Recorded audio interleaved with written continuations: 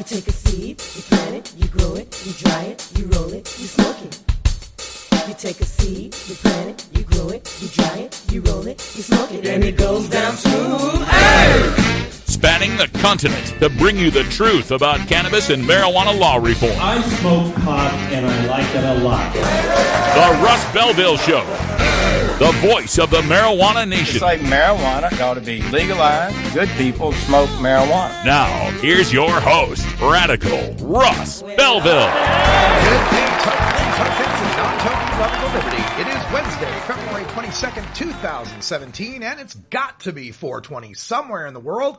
It's episode 893, and coming up on today's show, my guest is John Spider Sally, the four-time NBA champion. I interviewed him at the International Cannabis Business Conference on Friday, and we talked about marijuana and the NBA. In our Cannabis Focus today, we'll take a look at merging Oregon's medical and recreational programs. It looks like they've come up with a plan to do so. In Drug War Data Mining, we've got some more projections on how marijuana jobs could overtake manufacturing jobs in America. And in the Radical Rant, I'll give you my tips and tricks on how to be an activist. Then stay tuned for Hour 2. We'll talk about nukes in weed, a serial pot robber, and a concussion study. But first, let's get to the cannabis headline news.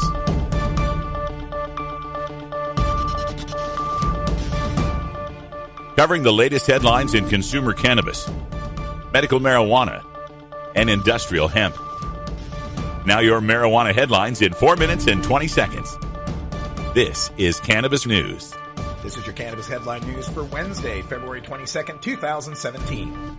Chronic pain may be added to the list of ailments that qualify for medical marijuana treatment in New Jersey, according to the chairman of a health department advisory panel that took emotional testimony from patients Wednesday in a crowded meeting room at the War Memorial.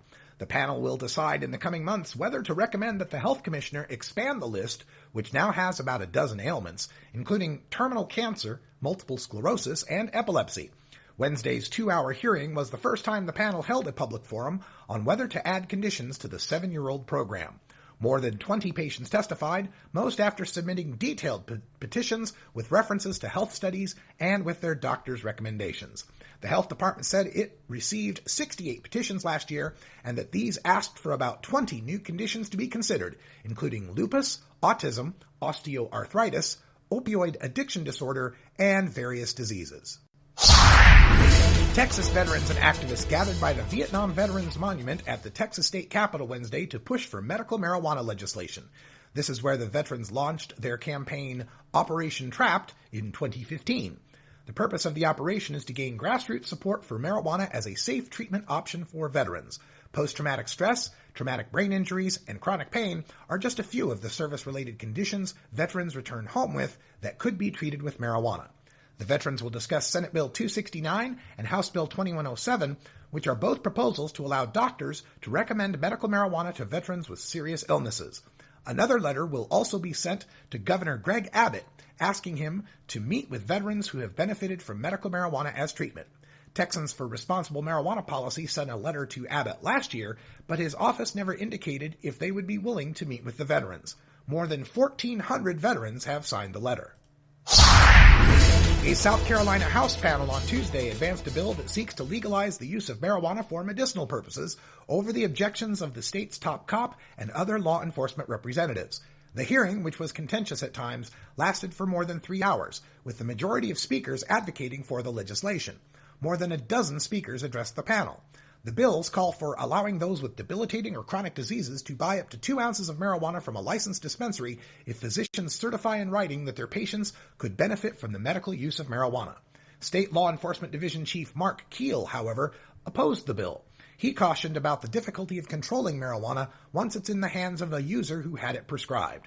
South Carolina legalized the use of cannabidiol oil, a non-psychoactive cannabis medicine, in 2014.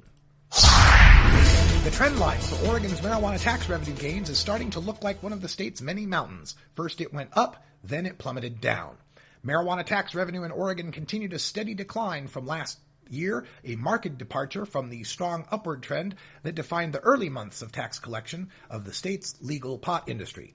Buffeted by reportedly strained supplies, the amount of money flowing into the state has tumbled consistently month over month since a high last October of $7.83 million.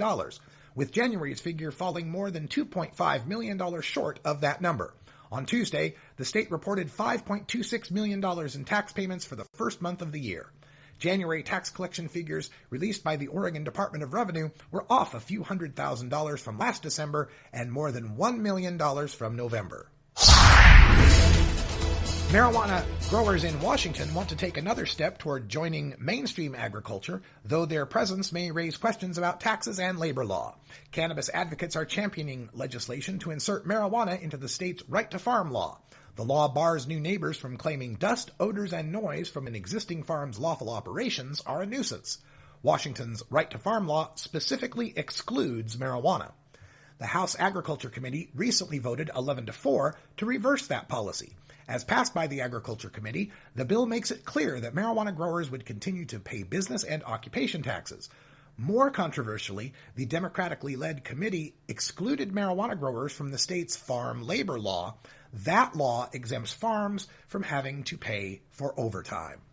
This has been your Cannabis Headline News for Wednesday, February 22nd, 2017. I'm Russ Belville.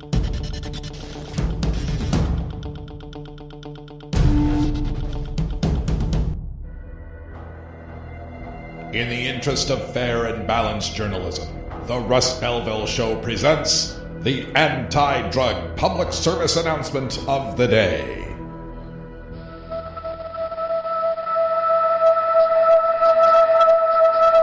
Young people from all walks of life have volunteered to take part in a frightening experiment.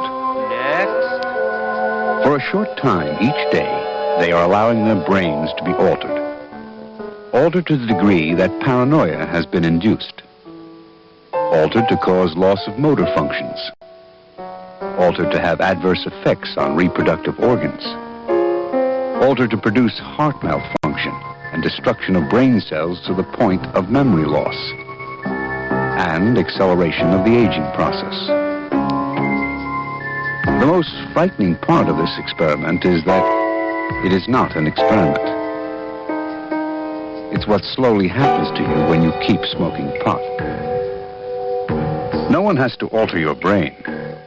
You've already volunteered to do it to yourself.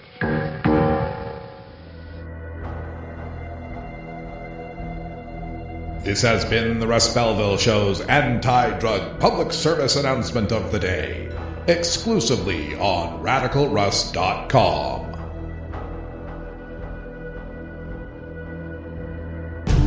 The world of cannabis is evolving at a frenetic pace.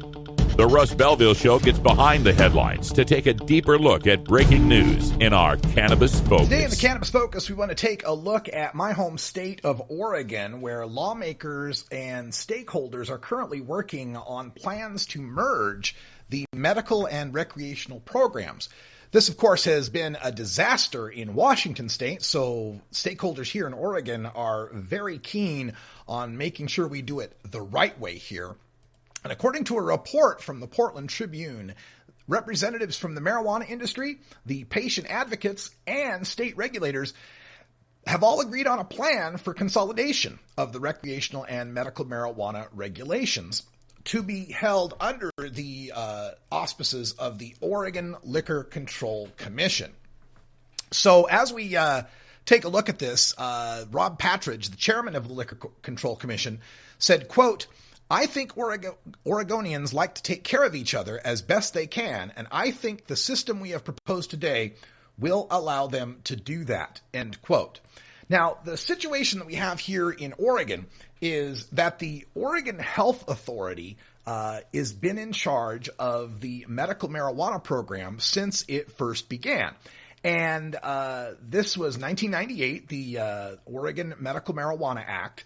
And when that act was passed, the Oregon Health Authority was given the authority to take care of those regulations. So for the longest time, we've had a system of growers and a system of patients and caregivers who were all involved in this industry in somewhat of an ad hoc, or you might say I guess maybe a unregulated, free market, laissez-faire kind of system.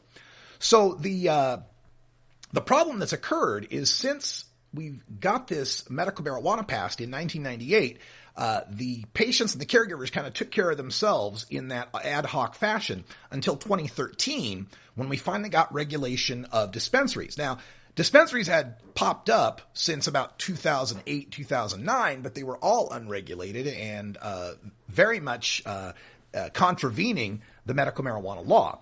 In 2013, the legislature recognized the need for those dispensaries and got around to cooking up some regulations for them.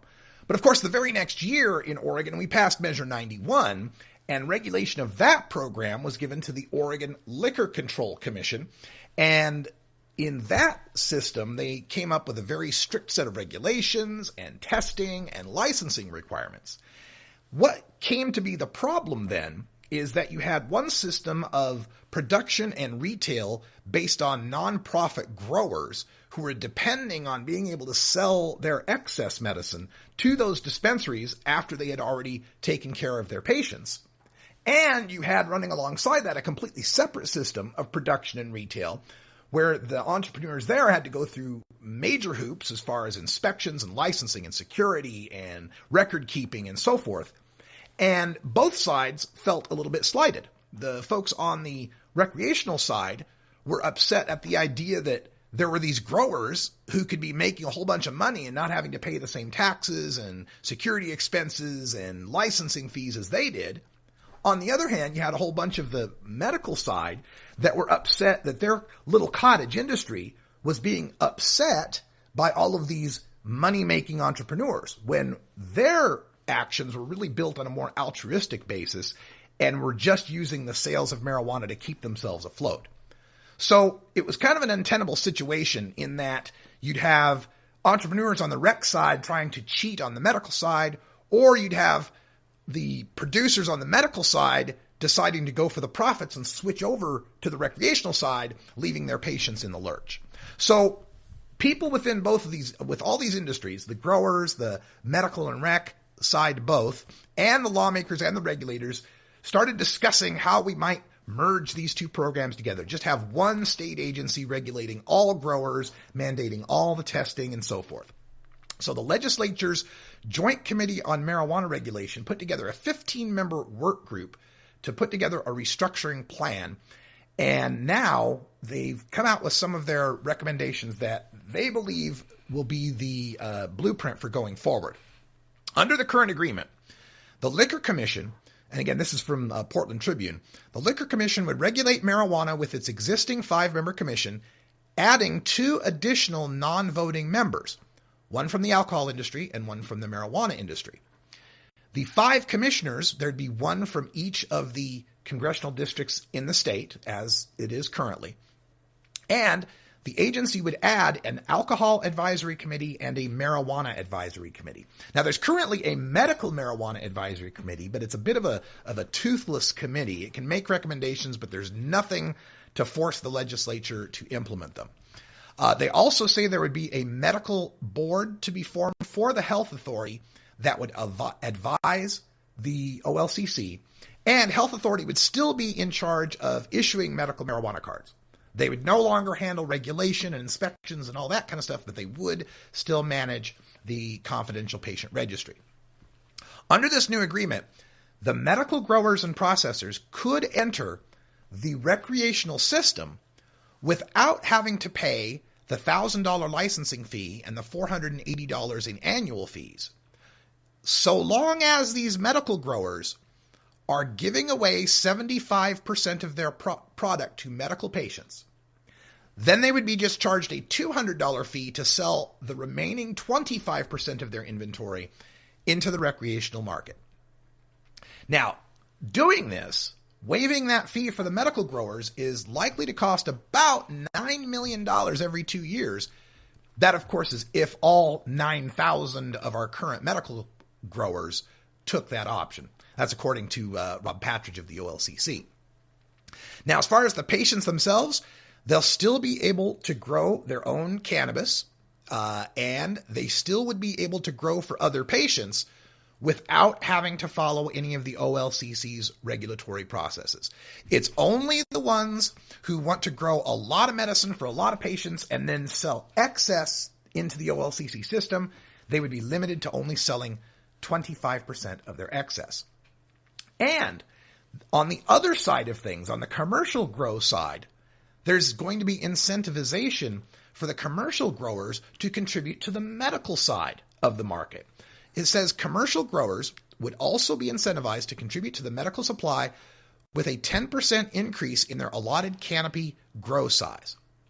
That just means that an existing recreational grower, if he wants to grow more, then he or she could get a 10% increase in their canopy if they were contributing to the medical side of the market. So once again, I think Oregon is doing a fantastic job on finding ways of regulating marijuana that can be the basis of a blueprint for all the other states.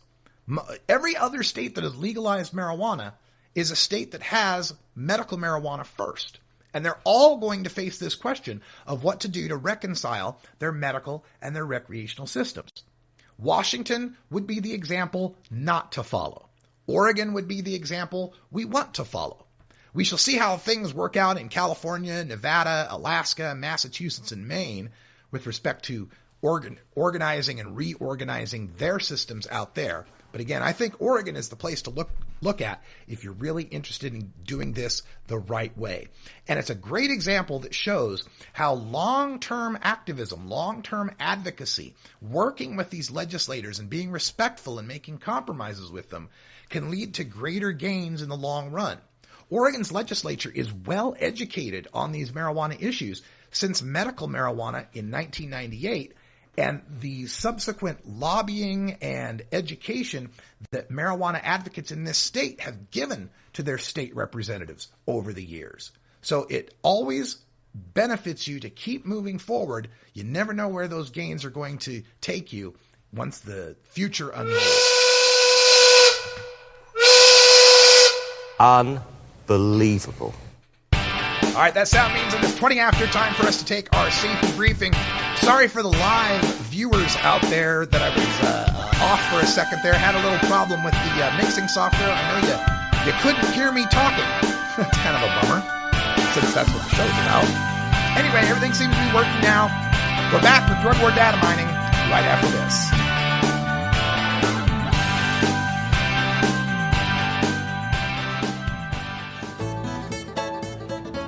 New beginner guitars and banjos are often constructed much better than ones built before your time. Why struggle? Get a new instrument or fix the old one. The trusted professionals at the Fingerboard Extension will evaluate your instrument for free. Repairs are priced for people who work for a living.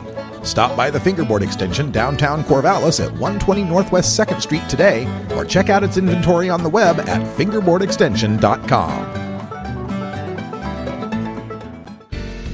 You're listening to the Russ Belville Show. I don't drink, I don't smoke pot, but I drink and I smoke pot. And I will tell you that there is a huge difference between marijuana and alcohol. You can find Radical Russ online everywhere.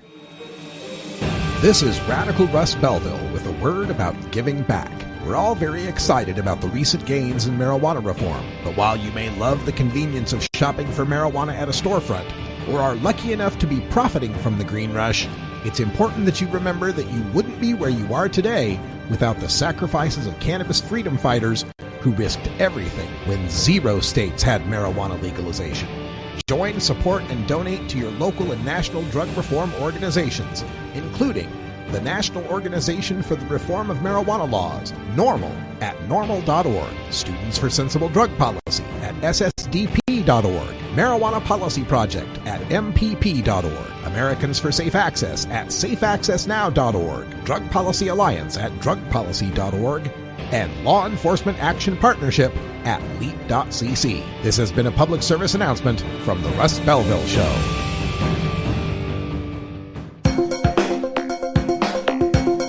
Promoting the end of adult cannabis prohibition is easy because we have facts, science, reason, compassion, evidence, truth, and logic on our side. It's even easier when researchers catalog it all for us. Learn how to gather the facts on marijuana use, arrests, seizures, rehabs, drug tests, and more on this edition of Drug War Data Mining. Today in the Data Mines, we take a look at an article in Forbes magazine entitled Marijuana Industry Projected to Create More Jobs Than Manufacturing by 2020. This is based off a new report from New Frontier Data, and they say by 2020, the legal cannabis market will create more than 250,000 jobs. And they say this is more jobs than are being projected for manufacturing, for utilities, or even for government work. This is according to the Bureau of Labor Statistics. BLS says by 2024, manufacturing jobs will drop by 814,000, utilities will drop by 47,000, and government jobs will drop by 383,000. The fastest growing industries, of course, typically are considered to be healthcare and information technology. Marijuana industry now is joining the ranks of those job creators. The legal cannabis market is estimated to be worth about $7 billion in 2016. The projections are for a growth, compound annual growth of about 17%. In addition to that, medical marijuana sales are projected to grow from $4.7 billion in 2016 to $13.3 billion in 2020. The adult use sales are expected to go from $2.6 billion in 2016 to $11.2 billion by 2020. Now, these projections from New Frontier Data are based on the markets that have already passed either medical or adult use marijuana. It does not include any additional states that might legalize by 2020. There are possibilities that we'll have Vermont and Rhode Island legalizing through their legislatures this year or next. There's the possibility that we see legalization happening in 2018 through the MI Legalize campaign. And medical marijuana is being talked about now in 17 states. There are 17 states that currently have some sort of bill being discussed or have already been entered that have to do with the legalization of medical marijuana. Now, there's currently 28 states that have some form of legalized medical marijuana and 8 states that have legal adult use marijuana. Now, the New Frontier Data is also reporting that there should be a projected total market sales in marijuana of $24 billion by 2025, 5 years later than the other projection, and the possibility of 300,000 jobs by 2020, over that 250,000. This analysis comes from the data from the Marijuana Policy Project as well as Marijuana Business Daily. Marijuana Business Daily says the industry currently is employing 100,000 to 150,000 workers, with about 90,000 of those jobs in direct plant-touching companies. That would be growers, processors, and retailers. Oaksterdam University also has been training people for the marijuana industry, and their chancellor, Dale Sky Jones, says, quote, "The cannabis job market is growing, but many who are interested in the industry have been fearful of prosecution by the DEA, but that is changing. A U.S. appeals court recently decided unanimously that the federal government may not prosecute people who grow and distribute marijuana or medical marijuana if they comply with state laws. While this ruling currently affects states within the Ninth Circuit, that would be the western states, the decision will influence other circuits across the country. This is huge, and it is very likely that more people will now feel safer about entering the cannabis industry." End quote. That's from Dale Sky Jones at Oaksterdam again. Now, when it comes to this, these projections by New Frontier, I'm really excited about them on the job creation side. The part of the projections I worry about are these projections about the possible income, both the gross sales of marijuana and the tax revenue that will be reported to the states. As we reported in the Cannabis Headline News, Oregon's tax revenue has been dropping as of late. This is owed to production issues as far as new testing requirements that came online that couldn't be immediately met. And that is leading many people in Oregon to return to either their medical markets or their unregulated illicit markets to get their marijuana. Also, the price of marijuana continues to fall here in the Pacific Northwest. And these tax arguments, these tax projections that are being made, sometimes I think they're relying on the idea that this price of marijuana is going to stay somewhat static. And that, I believe, is a big mistake. It's easy to make these tax revenue arguments when you're talking about a 10 or a 20% tax on a $300 ounce. 30 to 60 bucks an ounce is a pretty decent tax return. But as more production comes online, especially as California production comes online, and especially by 2023, when California gives the green light to unlimited sized commercial farming, we are going to see the marijuana prices drop. We are going to see prices of marijuana getting down to $50, $30, maybe even $20 an ounce. Trying to make that sale on the 10 to 20% marijuana tax on the $50 ounce isn't as compelling.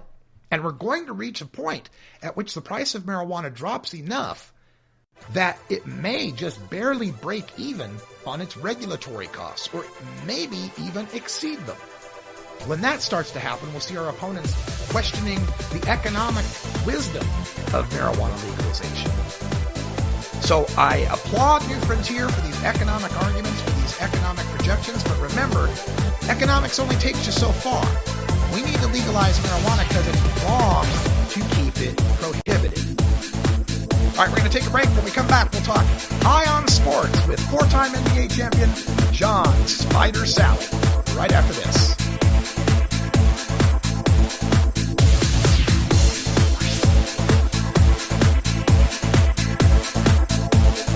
This is the Russ Belville Show on CannabisRadio.com.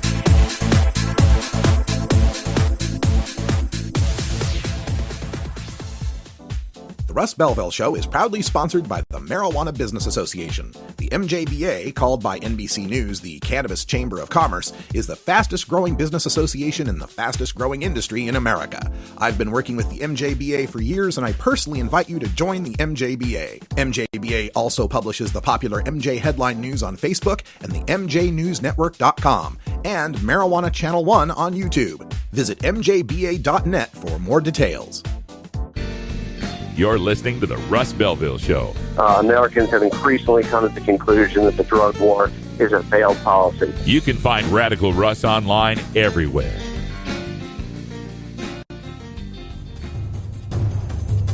Warning. Hits taken on this show are larger than they appear. Do not try this at home. These people are professionals. Or at least they aim you to say that. Hey, man. Am I driving okay? A public service message from the Russ Belville Show.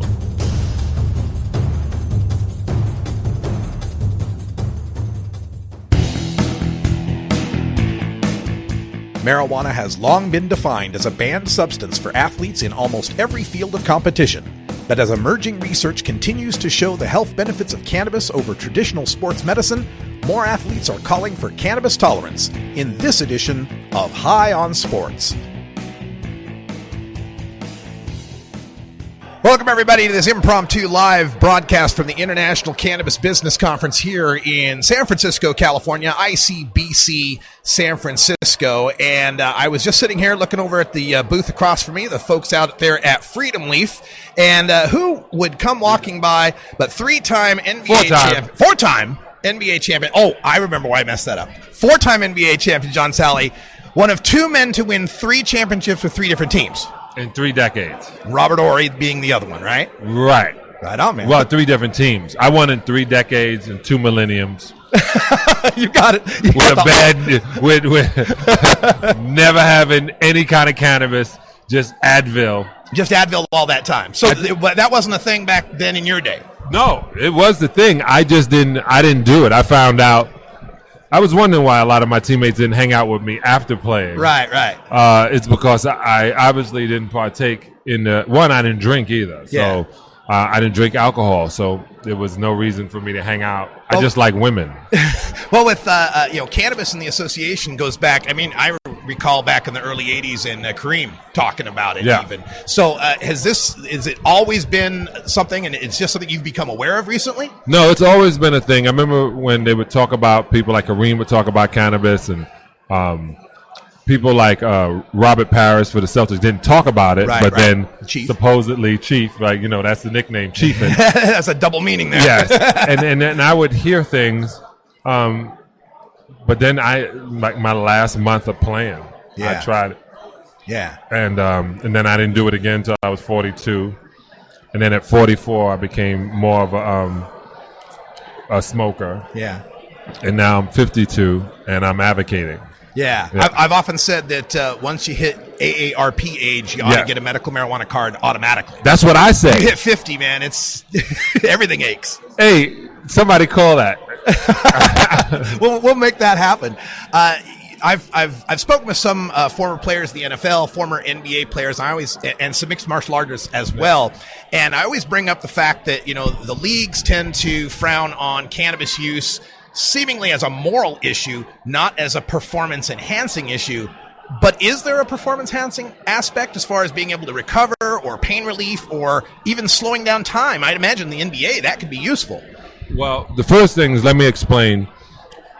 I to this day think the steroid situation in baseball is a ridiculous fight. It's a ridiculous fight because what the steroids would be handed to you from a doctor if you wasn't a professional athlete to help you recover. Yeah. Right? Yeah. It's supposed to be a miracle drug. But as an athlete, they don't want to help you recover. Yeah. So that's the first thing when we talk about steroids, which I didn't understand why there was even a concern. And then for people to concern themselves and say things about, well, this happens to your gonads and people don't care about athletes. They can say they do. They don't. Yeah. So when it comes down to the drugs that we're administered over the counter, you may take one if you see a commercial because your back hurts. We take 3 every 3 in the morning and 3 before you play. So we're at 6 to 7 of those. Yeah. So Matt, and that's to perform because we get paid to perform. Yeah. Not win, not lose, perform. So if you want professional athletes to perform, because that's their job, whatever it takes for them to perform is necessary. Mm-hmm. But if you want them to perform and continue to perform and give you the highest form of their performance, then what you should do is figure out how to do it naturally.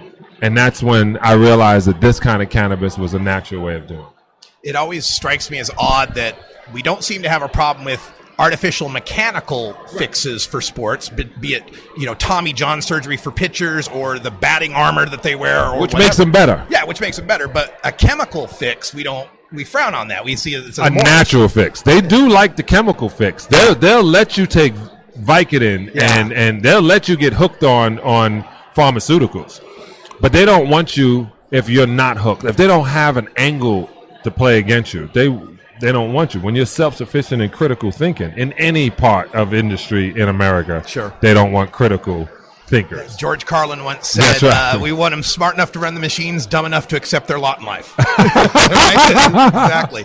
So what's your angle on this, being here at ICBC? I understood you invested in the cannabis and I'm a shareholder in Canopy Canada, and my daughter and I started our own line. So it's the John Sally. It's called Deuces. My number is 22. Sure. We're released March 15th throughout the country. Right now we have 54 dispensaries, and we just met with a distributor that can get me into over 100 or 500 dispensaries.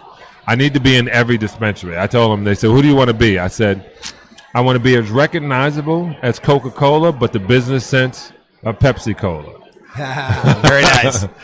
Maybe some Ben and Jerry's ethics, some give back to the community. More than that. Yeah. It's more than giving back to the community. It's literally making a community, because I didn't take anything from the community. So giving back to them would be if I took something from them. I'm enhancing the community, and this is what they need to realize. The liquor store on the corner does not enhance your community. Mm-hmm. The 7-Eleven, the Taco Bell, the Subway, all these fast food joints, which cause us to take menial paying jobs, demeaning jobs, because people go in there and treat you like garbage. Food that's not really good for you is literally killing your community. This is different. Everybody in this business, you could live in a neighborhood and work in a neighborhood, and if somebody, you can steal. There's no reason to steal from a dispensary. Everything is almost free anyway. Yeah. So it trains the community different. We don't have to steal from one another. We don't have to kick the situations out like he's trying to steal from me. No, everybody will look out for you. It gives you a better feeling. Yeah. People rob liquor stores because they're angry. They got liquid courage. They also rob dispensaries, but they get caught because they move slow.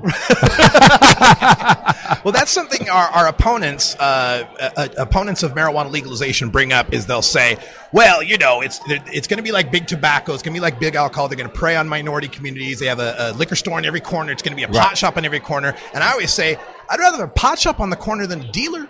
Yeah, the pot shop's not going to shoot it out over a dispute. He's not, and and no one's going to say, "Get off my corner." It's brick and mortar, and I got a license. Yeah, and that's another thing. If we can show, I'm part of the things I'm going to speak about today, but we give it, to you fresh. Thank you. Is there's close to 400 to 600,000 black men and women in jail because of their dealings in marijuana, which they want to say narcotics. We don't say that. Dealing in marijuana, and in some states when they get out, because of their record, they won't be able to work in this industry, which is now going like wildfire. Yep.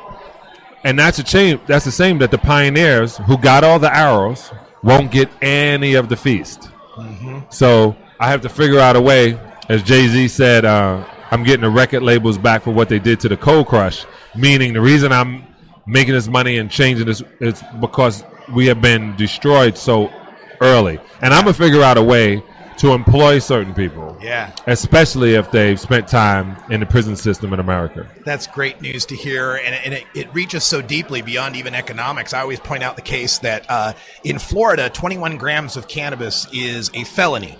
You get a felony in Florida, you lose your right to vote for life. Right. Who gets busted the most for cannabis? African Americans. That's right. This has led to a situation in Florida where 1 out of 5 black men of voting age cannot vote in that state. Had they been able to vote, we'd have had a President Gore and probably another President Clinton. If they were allowed to vote, President Obama would have been reelected. We would have changed the rules. We repeal the 22nd Amendment. The rules would have been wonderful. Yeah. Yeah. Hey, man, I appreciate it. Thank you so much, John Sally, for stopping by here. You're speaking later today with Steve Bloom, like 4:30, I believe, right? Right. Fantastic. Yeah. That's why I had to get to you first, give you on the down stop. That's right. Thanks for joining us here, and we'll be back at 3 o'clock live here on the Russ Belville Show. Peace out, everybody, and we'll see you at the after party. Yes. Right on. As John Sally recorded at the International Cannabis Business Conference. It was great to get to talk to him. I've been a big fan of his since his playing days. Really enjoyed getting a chance to meet one of my idols. All right, we're going to take a break, and when we come back, we'll have time for a radical rant. I'm going to teach you how to be an activist when we return.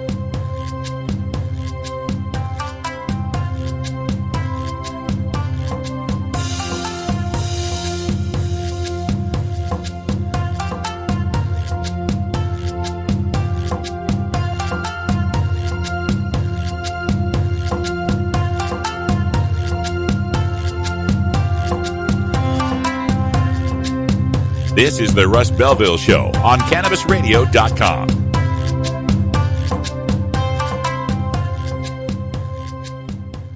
Hey everybody, it's Radical Russ here from 420 Radio, inviting you to be like me and get your ink done at Lucky Horseshoe Tattoo, Fort Worth's most female-friendly, clean, sterile, awesome tattoo shop. Thomas and his crew are true artists who can design you a custom piece or use a design you bring in. Lucky Horseshoe Tattoo also offers all styles of tattooing as well as piercings and all-around fun. In the DFW area, stop by Lucky Horseshoe Tattoo and tell them Radical Russ sent you. Trust me, it'll feel awesome. This is the Russ Belville Show, annoying Kevin Sabet since 2012.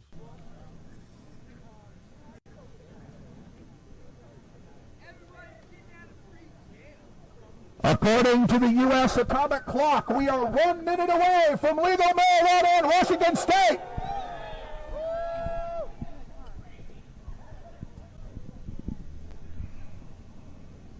All right, all my friends out there in the chat room, thank you so much for being a part of this show. I wouldn't be here in Seattle for this history-making event if it wasn't for you and all of the donations and all the sponsorships and all the support and telling all your friends. Thank you so much. This is a dream come true. I can't believe this is my job, and it's the best job. 30 seconds! 30 seconds! All right, folks. Are we ready for legalization out there? I think we're ready for legalization. We are just about ready. All right, 15 seconds to go. In the interest of fair and balanced journalism, the Russ Belville Show presents the anti-drug public service announcement of the day.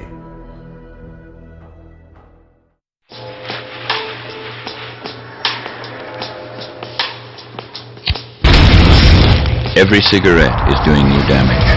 Every time you inhale, tobacco smoke condenses in your lungs to form tar. This is a healthy lung. And this is the amount of tar a pack-a-day smoker breathes in every year. Every cigarette is doing you damage.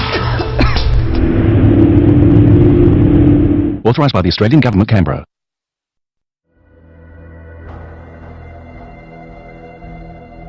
This has been the Russ Belville Show's anti-drug public service announcement of the day, exclusively on RadicalRuss.com.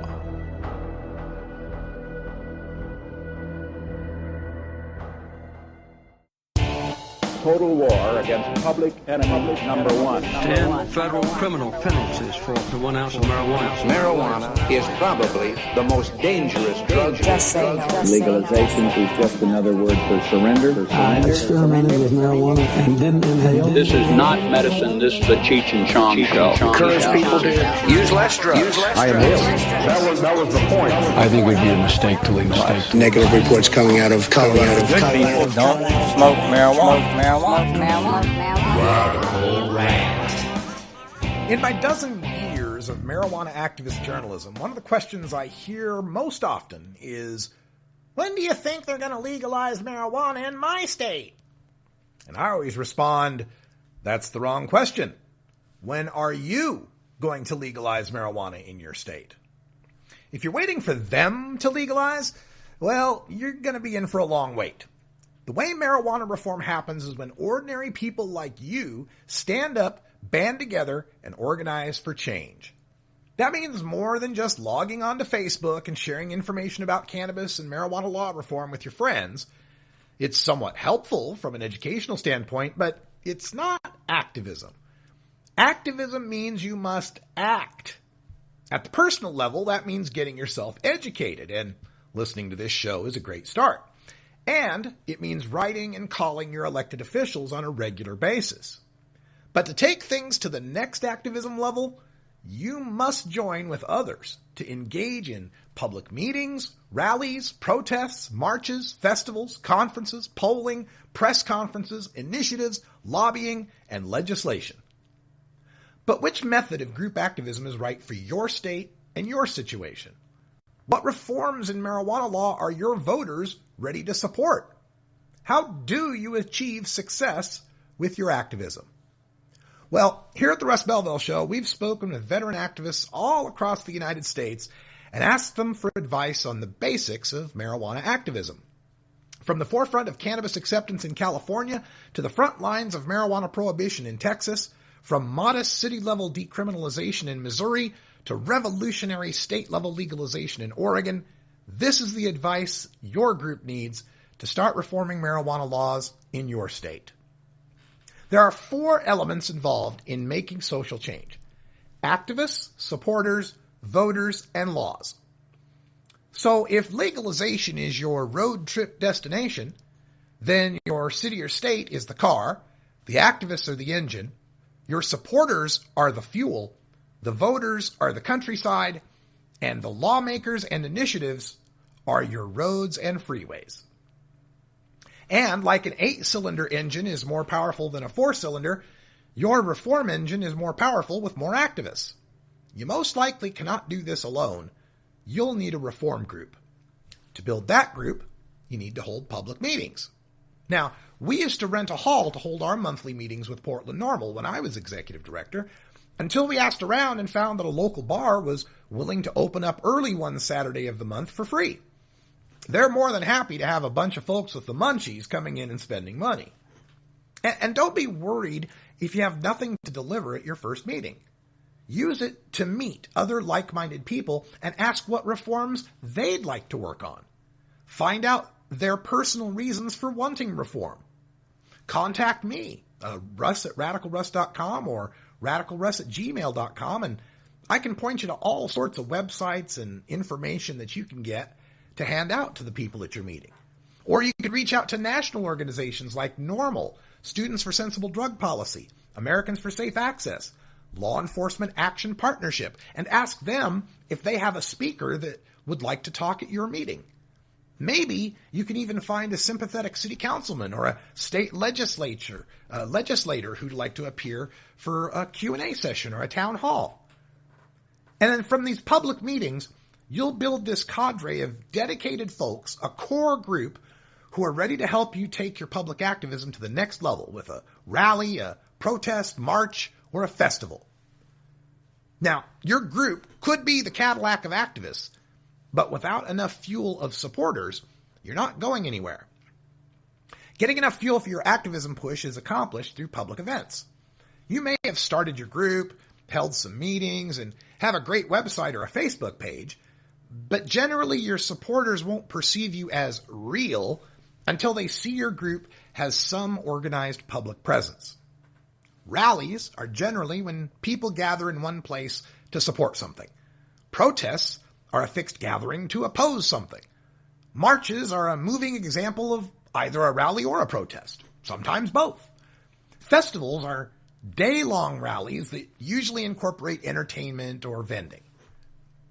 And I believe that if we didn't have the 10 years of hemp stock festivals and participation annually in the global cannabis marches and several strong medical and adult use activist groups here in Oregon, I don't think we would have had the support to bounce back from a losing campaign in 2012 to successfully tackle legalization in 2014, an off-year election. Now, generally speaking, you can gather on public property, like parks, without a permit, so long as you aren't putting up stages and loudspeakers. For a larger gathering with that kind of infrastructure, you may need to work with city officials to secure a permit. For marching, usually you can traverse the sidewalks without permits, but once you take to the streets, permits are required. But don't be intimidated by the permitting process. You'll find that city officials are often very helpful and encouraging if you approach them with a professional and respectful demeanor. A great example of that would be out in Dallas-Fort Worth, where Sean McAllister is the executive director of DFW Normal. And I've watched him with a very open and honest dialogue with the Dallas and Fort Worth police departments. Now, they schedule 2 marches a year, one in May and one in October, one in Dallas, one in Fort Worth. And this is right in the heart of Prohibitionist Texas. But because the cops know that they're going to keep the streets clean, they don't create any mayhem, they don't cause any vandalism, and they abide by the law, they get a full police escort with thousands of people marching down the street, openly smoking pot without a single arrest. Of course, this is the point where it behooves you to have a lawyer as part of your activism engine. Your city officials and law enforcement may not like the content of your speech and may try to derail your activism. They may be banking on you not knowing your free speech rights, but they'll back down quickly once the magic lawyer word is uttered. It's also good to have your lawyer present to explain to participants how to assert their rights if police start making possession arrests. Also, while you can't dictate that everyone dress well and bring decent signs, you can strongly encourage it. Remember that any news media will focus on the most outrageous and counterculture images they can find to represent your event. So instead, make it your priority to find the journalists before and during your event and put your organization's best foot forward by giving them useful sound bites and newsworthy interviewees. Deliver a provocative statistic or a powerful anecdote and get it down to just 6 to 10 seconds. Have your most powerful and most sympathetic patients or conventional soccer moms or clean-cut students ready to talk to reporters. Make sure to explain not just why your proposed reform is important to you, but why it is vitally necessary for everyone else too. I spoke with Tom Angel. He's the founder of Marijuana Majority and a senior political correspondent for Massroots. He's got more media connection and published articles and published quotes than anyone I can think of. And he says, quote, "Look at it like you're just trying to help journalists do their jobs instead of trying to convince them to help you. They're looking for interesting stories, and if you have one to tell, they're likely to want to hear what you have to say." End quote. Now, your activist engine could have a full tank of supporters behind it, but if you don't know which roads lead to your destination, you're just wasting gas. Focusing your organization on defining its goals can be facilitated through a reform conference. Such regional conferences are taking place in Missouri, Texas, Georgia, and Virginia through local normal chapters there. Activists from areas of the state that vary in support for reform gather to learn from each other and from national experts who are brought in to deliver informative presentations on reform successes elsewhere. Dan Vietz, the executive director of Missouri Normal and a member of the National Normal Board, says, quote, "University and college campuses are good locations for conferences, especially if there's a student group willing to sponsor them. Usually these venues are free to recognize student organizations. Progressive churches, like Unitarian Universalists, are also a good option." End quote. Never forget, however, that the reforms you and your supporters want aren't always the reforms your voters will approve. That's where polling comes into play. You may have the best engine, and you might have a full tank, but if your destination is across an ocean of voters, your car is going to sink. You must have a destination where it's possible to reach, and a vehicle that can get there. This is where the politics can be difficult. Your supporters will want to go further than what is possible. They may want legalization when only decrim is possible. They may want medical marijuana when only CBD oil has the votes needed to pass. And some of them may withhold support for lesser goals or may even split from your group altogether to follow greater goals. With polling, though, you can at least make the case that your goal is the achievable one. Polling is the GPS for your reform road trip. Serious supporters will respond to polling, and you can position your group as the sensible activists willing to accept reality and make reasonable compromises to achieve reform. Sometimes, the group that splits away from you provides a counterexample that makes you look even more professional by contrast. Now, most local polling on marijuana issues isn't done as a separate poll, but rather as a question or two included in more general polling already being conducted. Local polls are usually conducted by local pollsters, news stations, colleges, and universities. Your group can usually pay to get your question or two inserted into their poll. When you have the results of your poll or other news to announce, that's when you're going to need to hold a press conference.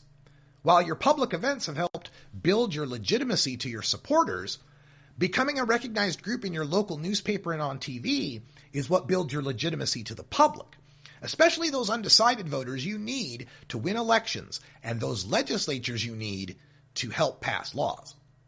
But be careful of abusing the press conference or you'll lose the interest of the media.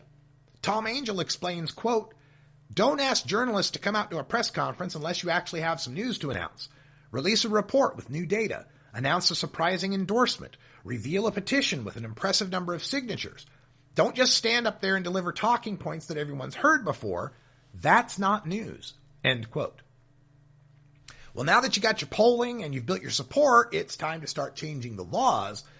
But where you live can make a big difference in how you do that. Statewide initiative petitions are how the first 8 states have legalized marijuana. That power, however, is limited to just 24 states, mostly in the West. The remaining states rely solely on the power of legislators to make the laws.